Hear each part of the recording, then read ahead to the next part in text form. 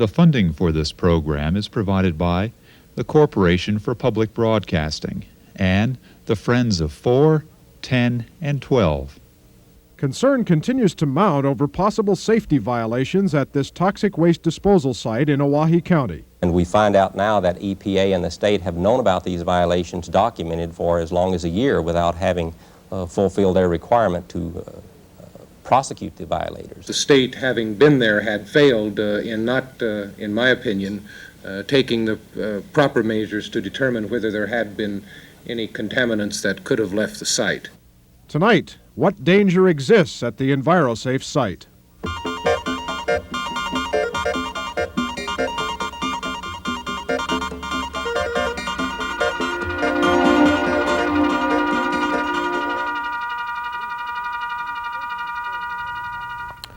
Good evening. The safe disposal of toxic wastes, literally millions of tons of dangerous chemicals every year, is generally thought to be the most serious environmental problem in the country today.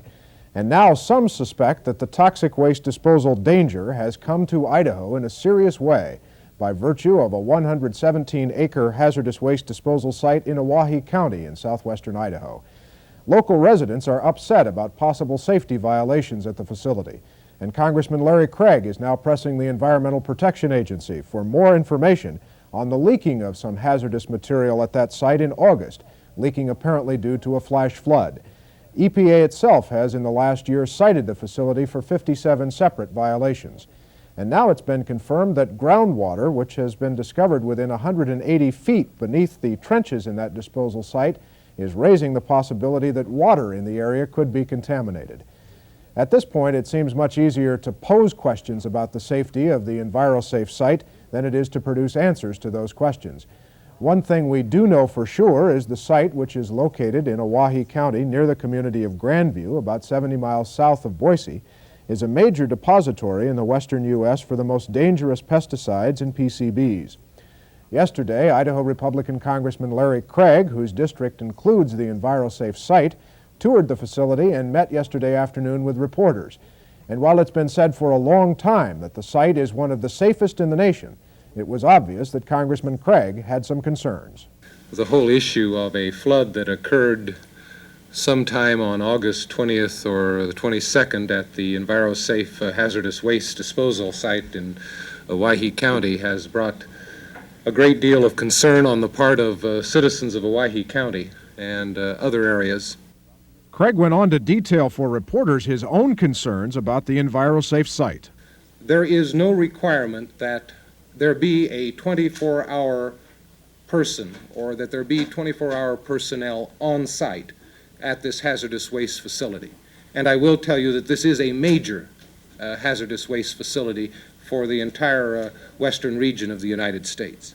I find also there seems to be a conflict as to who has certain kinds of responsibilities as it relates to making a determination of violation or an inadequate procedure being carried out completely on the part of the operator. I think the case in point has to be state of Idaho going to the site, determining that there had been major runoff, and yet failing to recognize the potential human safety factors involved in walking away without taking a test. There is another concern that I think demonstrates a failure to delineate proper regulations as it deals with these kinds of sites. One of the waivers they were granted was a groundwater waiver from old hydrological studies that said water was at the 23 to 2,800 foot level. When I first heard that in July, I began to question very strongly the feasibility of saying that there was no active or groundwater of which we should be concerned about at any reasonable level near the site.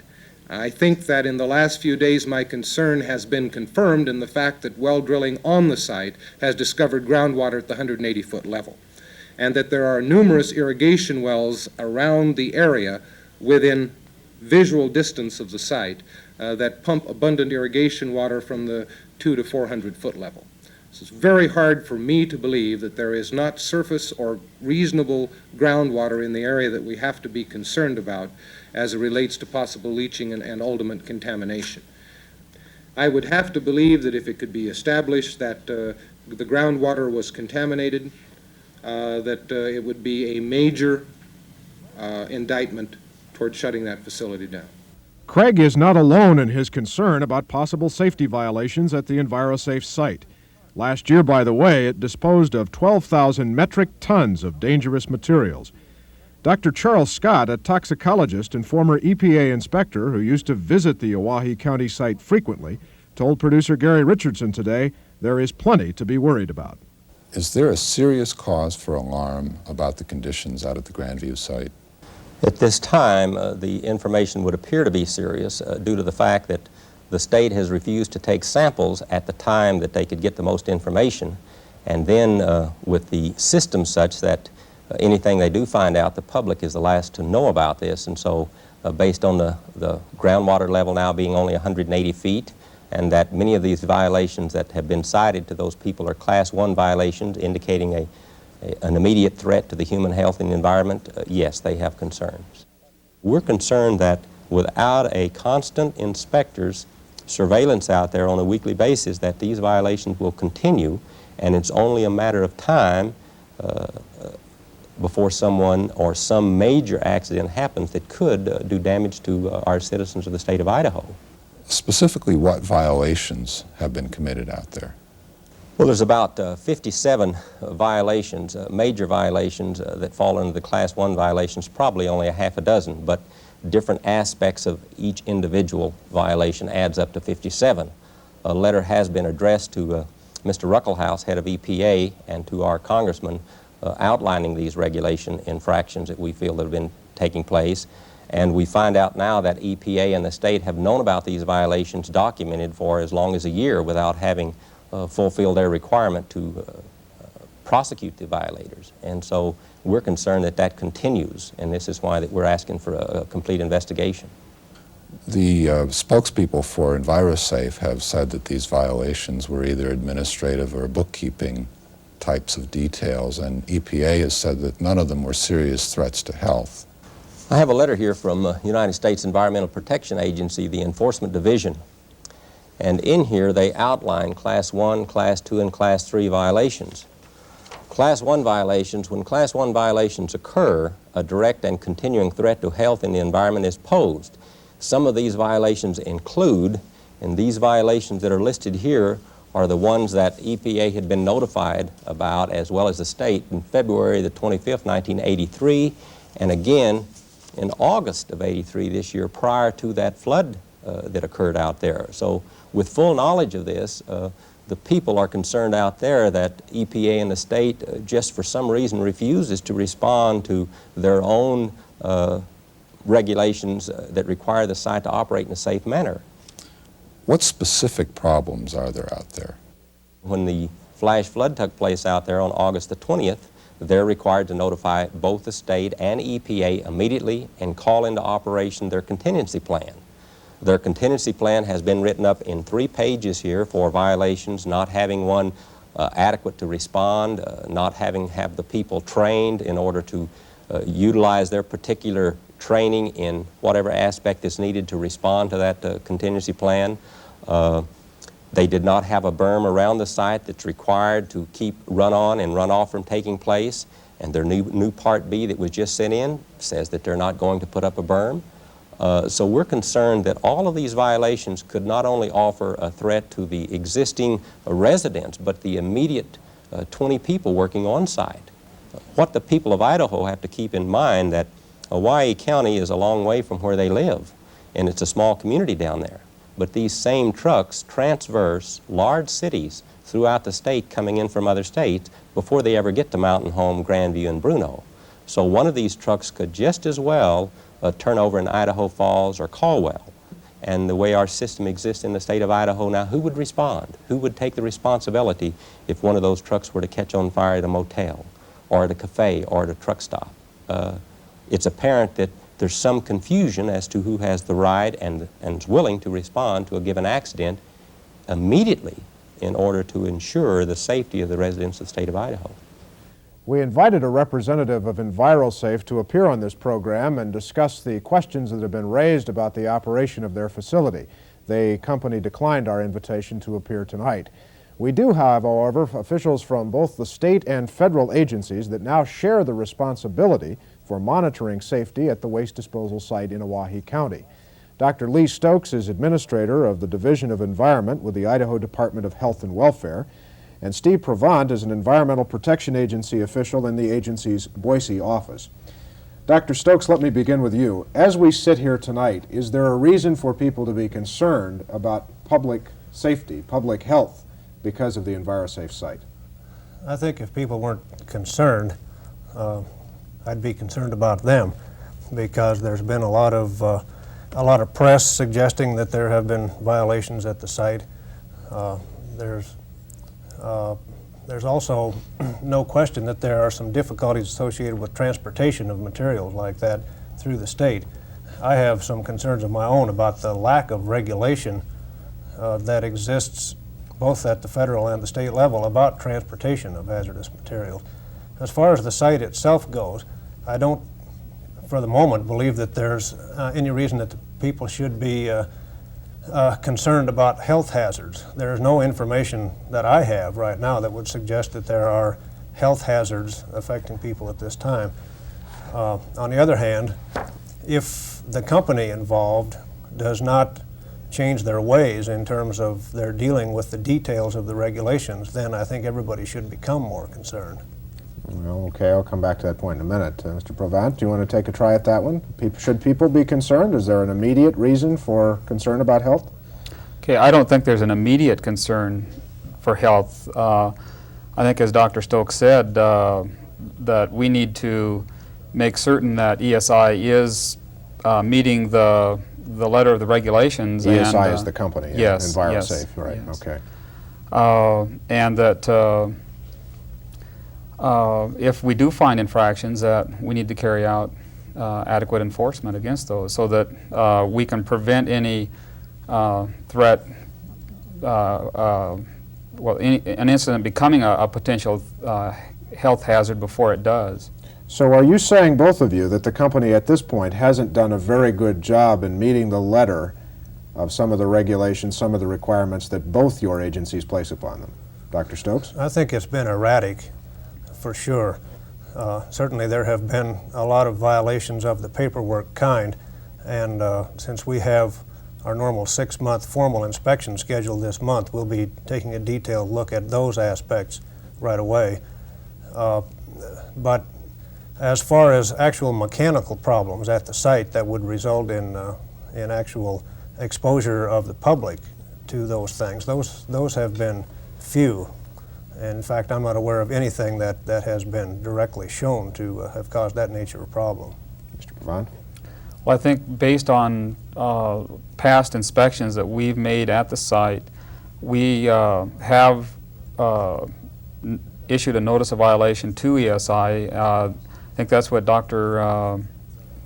Scott was referring to when he said the 57 violations that are listed in our letter to them.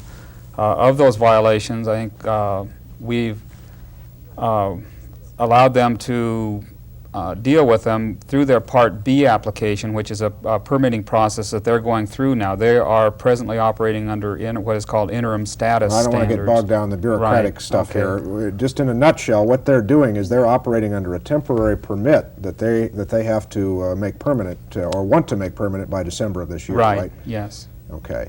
Well, let me just go back for a moment to this health question, which seems to a journalist to be the most important, and to the public to be the most important and the most interesting, perhaps. Dr. Scott said on that videotape, Mr. Provant, that there have been violations, so-called Class 1 violations, which EPA says mean a direct and continuing threat to the health and environment. Okay, I think the one violation that we are dealing with them on, where we consider it a Class 1 violation, is with regard to their groundwater waiver. And we required that they obtain additional information to substantiate that the 2,800 foot to groundwater is or is not accurate. Based on recent data, they've drilled one hole out there where it has shown that there was groundwater at 180 feet. They're going to have to drill more wells to better define the how the water lies underneath the site. That one, they are supposed to respond to us within 30 days. I think the letter that was sent to them was dated September 8th. We've given them a 2-week extension, I understand it now, because of this information showing that the water was at 180 feet. So one of the reasons, now let me just make sure I understand this, one of the reasons that that site is always thought to be a good one was because the groundwater was so deep, if you will, that you could go 3,000 feet down before you ran into any water. Now you're saying that there's been water found at 180 feet below where some of this material is disposed of. Right. The original permit that was issued to them took into account available information at that time, and it did show that water was at a depth of about 2,800 or 2,900 feet, and there was significant layers of clay between the surface and the groundwater. Now, that may or may not be accurate based on the more recent information that we're finding. But if it were accurate, that would be pretty serious, as Congressman Craig said. If what were... If the water were at 180 feet. Okay, they could still operate that site. It would mean that they would have to put in impenetrable liner in the trenches. They would have to monitor groundwater and to demonstrate that nothing is reaching groundwater. I see. Okay. If sampling shows that there is already contamination of the groundwater at 180 feet, then we would have to look very seriously as to whether or not that is an adequate site for hazardous waste. Mr. Stokes, back to Dr. Stokes, back to this August incident that Congressman Craig mentioned where there was a flash flood on the site. He said the state failed to follow up with adequate inspections. Having not discussed the matter with him directly, I'm not exactly sure what he means by that, but some of what I've seen in the press suggests that perhaps we should have taken some samples, either on the site or off the site where runoff obviously occurred. That's, in fact, the only specific allegation I'm aware of. We did go to the site as soon as we knew about it. I certainly wish we had known about it sooner. And if the regulations... Is that the company's fault that you didn't know about it sooner? I wouldn't say it's their fault because they're not required to be there on the weekends. That's not to say that the regulations aren't frail, but they're not required to, and so they didn't notify us until Monday morning. Then we were there. A visual observation by our field inspector revealed to him that water could not have left the actual trenches and then overflowed from the property. That there would have been water coming off the general staging area at the facility and then off the property. He assumed that there would be, therefore, some trace contamination just from what's tracked around by the trucks and what have you. That would be normal, but that there could not have been any really significant amount of material leave the property. So it was his judgment call not to take samples. That could be second guessed, but that's... It was your inspector's judgment call. That's right, and that's the determination he made. He did go back and take some later for the purpose of getting some background information for the future. But I think one point that should be made, for what it's worth, is that meaningful analyses of samples of that kind cost over $1,000 to run. It's not the kind of thing that you just do at the drop of a hat, especially when the visual observations suggest that there would be no meaningful information gained. I hear you. Okay. Let me ask you just both real quickly and finally. There seems to be a good deal of confusion about just who does what and when they do it in these circumstances. I don't know how to put it to you. Do you guys have it straight as to who does what and when you do it? Okay. We're operating under a cooperative arrangement with the state of Idaho, and in an instance like this, I think where the state didn't take a sample, we, I guess, disagreed with the state to some degree, and one of our inspectors went down and did do some sampling as a direct result of the flash flood event. So I guess maybe things aren't defined as well as they should be as to who does what when, but... Are you working on that? Yes, we are, yes. Dr. Stokes? Certainly we are working on that, and I think under a cooperative agreement it can't ever be defined well enough. The state, as I imagine you know, is working on a proposal for an actual delegation of the full program to the state. You'd take over all the responsibilities? Yes, we would take over all the responsibilities, and then it would be quite clear. under the current arrangement, I don't think that's really possible. There will always be holes in it. We'll come back, gentlemen. Thank you. Residents who live near the environmental site have been concerned about its safety, and a weekly newspaper in Owyhee County has regularly called for tougher regulations dealing with hazardous waste in the state. The newspaper's editor is Mick Hodges. Mr. Hodges, people are really starting to worry out there, aren't they? Yes, they are. What's their concern? Well, I think their concerns are many. The people of Owyhee County have been telling state officials and federal officials for the last 10 years that that's flash flood country. I told the legislature this spring that that was flash flood country, that we were going to have problems. Well, this fall, a small cloudburst hit the dump. It was not a large one. This was about a 3 on a scale of 10. And we saw damage, and we saw the lack of follow-up. I'd like to disagree a little bit on the field inspector's prerogative to take that sample. Well, let me just, before you do that, and I promise I'll give you a chance to do that. Okay. I just want to try to get at what people are. I read a quote from one woman quoted in a newspaper who said if there were a vote in Owyhee County, it'd be overwhelming to close that place down. Well, it's very, does it's that very represent true. the public? You look at 180-foot groundwater, which again people have been telling them that there was groundwater levels similar to that all around that thing for a number of years. Those missile silos are sunk down 160 foot. They're full of the most nightmarish brew of liquids known to man. The reaction of the acids, the assorted chemistry on that permeable concrete liner is unknown. So we've put this volume of chemicals 20 foot over our water level. I think they're going to find that water level closer to 150, 130 feet. So you've got these concrete silos sitting right in the water level. Okay. Once it's dirty, what do we do? You heard the two experts here talk about what the state and the federal government is doing. You don't feel any better, I guess, about what you've heard. Well, not at all. We can see what's being done. We don't need to be told time and time again. We can see it. Darrell Cook, the inspector that went out after the flood, well, first of all, ESI did not notify either the EPA or the State Division of Environment. The Owyhee County officials notified them. That's a violation of regulation. Darrell got on that site and said there was not indication that chemicals had left the facility. They had done major Caterpillar heavy equipment work to rebuild that berm, so it was impossible to tell. That whole corner that had very likely washed out had been repaired by the time the state got out there. When the Owyhee County commissioners arrived along with the sheriff, there was very clear evidence all over that site that chemicals had escaped. There were many rivulets of, say, Captan, a pink treatment they use on crops. You could see that all over the place, and it was outside the confines of the dump. You were there and you saw it yourself. That's right. Again, this was not an inspector's prerogative. This is regulation, and the regulation was ignored. Well, who's dropping the ball here? The regulatory agencies. Both the state I and would say so, both the yes. state and EPA. Yes. Well, let me open it up and go back to both Mr. Pravant and Dr. Stokes. Mr. Hodges has watched this for a long time. He says you both are dropping the ball. Well, without being an apologist for the company, and I certainly don't intend to be one, the regulation that I believe Mr. Hodges is referring to is not that clear.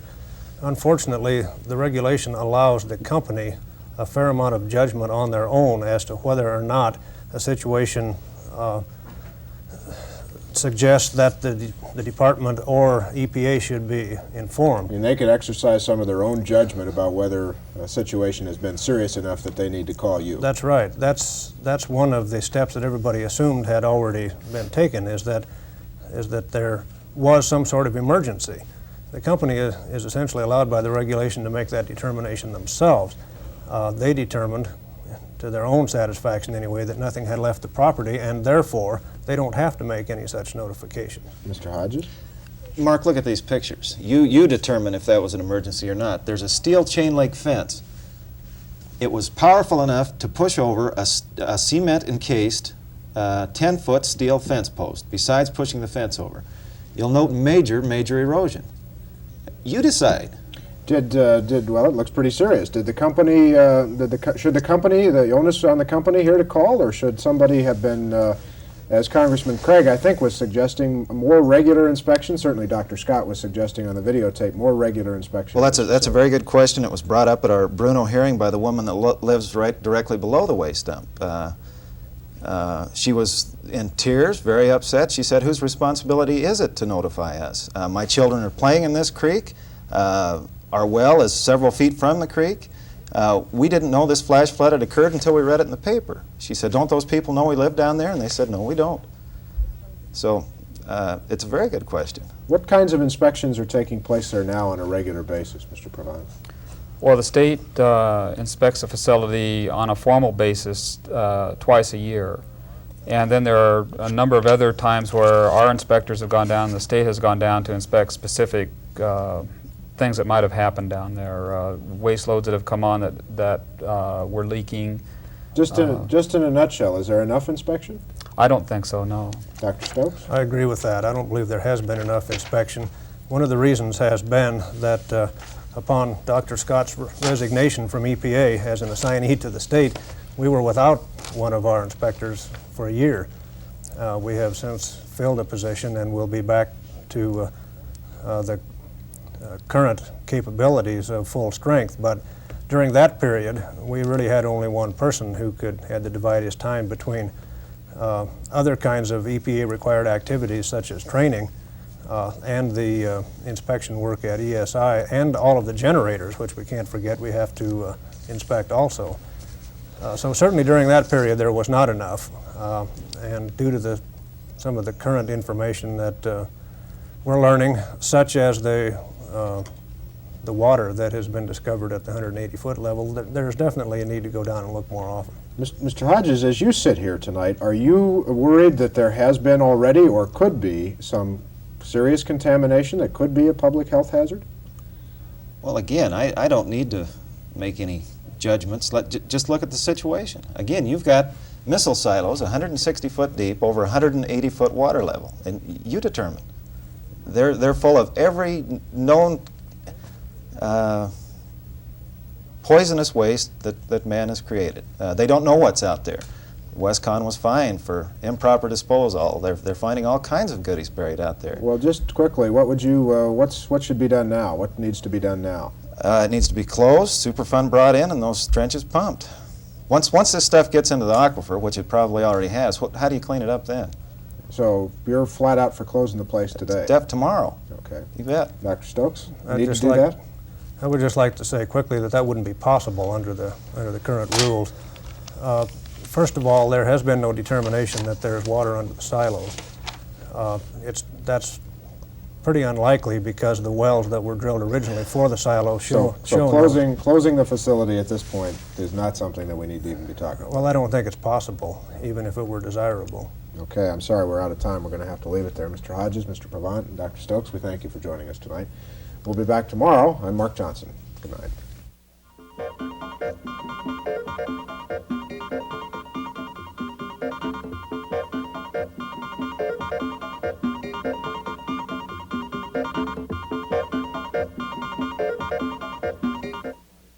The funding for this program is provided by the Corporation for Public Broadcasting and the Friends of 4, 10, and 12.